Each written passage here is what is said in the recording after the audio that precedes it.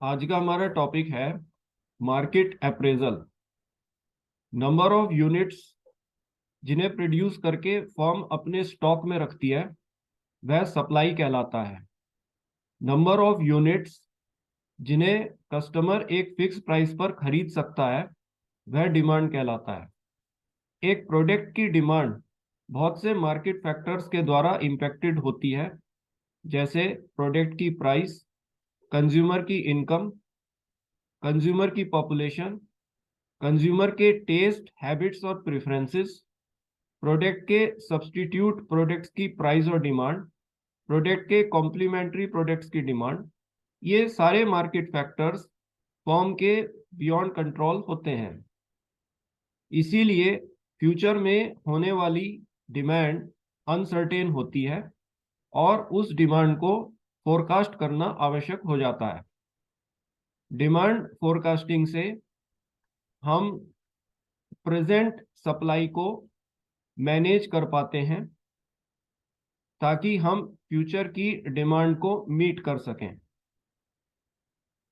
Demand forecasting से हम project की आउटपुट को एस्टिमेट कर पाते हैं जो फ्यूचर में एक्सपेक्टेड डिमांड को मीट कर सके।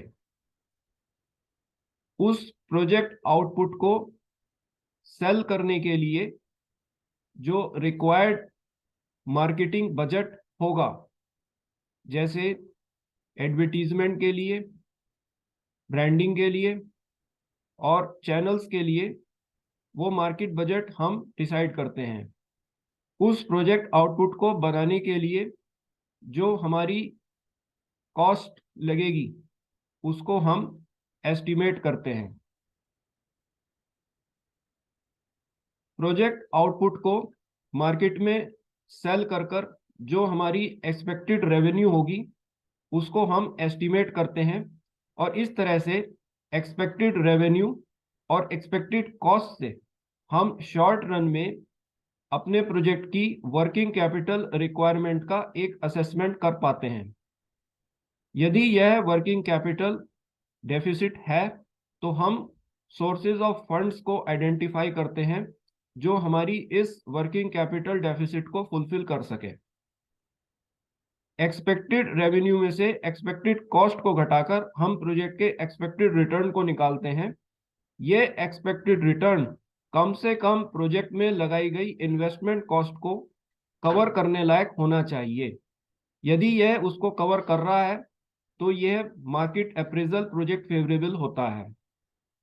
The decision on project output depends on the demand that project can generate in market.